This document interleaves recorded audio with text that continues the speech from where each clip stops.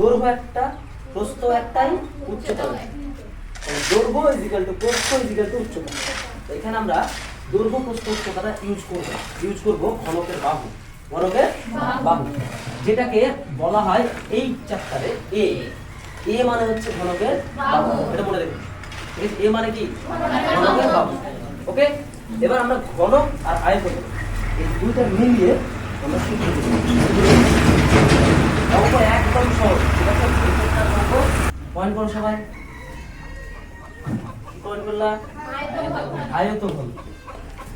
লিখো 1 নম্বর, সমগ্র তলের ক্ষেত্রফল।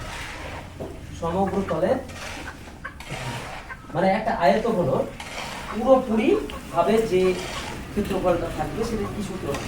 ঠিক আছে, দেখো সমান হবে 2 ইনটু, হ্যাঁ আচ্ছা, আয়তক্ষেত্রের ক্ষেত্রফল কি বাবা বলো তো?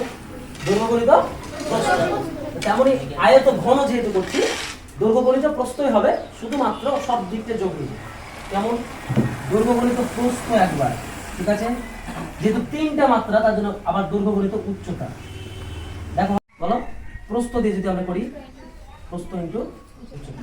দেখো তো তিনটার সঙ্গে যুদ্ধ হয়ে গেছে কিনা, গুণ করা হয়ে গেছে কিনা, দেখো তিনটার সঙ্গে। দৈর্ঘ্য একবার প্রস্থ, তাহলে কি বাকি থাকলো এখানে? দৈর্ঘ্য একবার উচ্চতা, এখানে প্রস্থ বাকি থাকছে। না, দৈর্ঘ্য সব জায়গায় থাকবে না, 3টে জিনিস কম্বিনেশন করতে হবে। একবার দৈর্ঘ্য গণিত প্রস্থ, একবার দৈর্ঘ্য গণিত উচ্চতা, আবার প্রস্থ গণিত উচ্চতা। একদম সহজ, ঠিক আছে? ঠিক আছে, মনে থাকবে সমগ্র তলের ক্ষেত্রফল কমপ্লিট।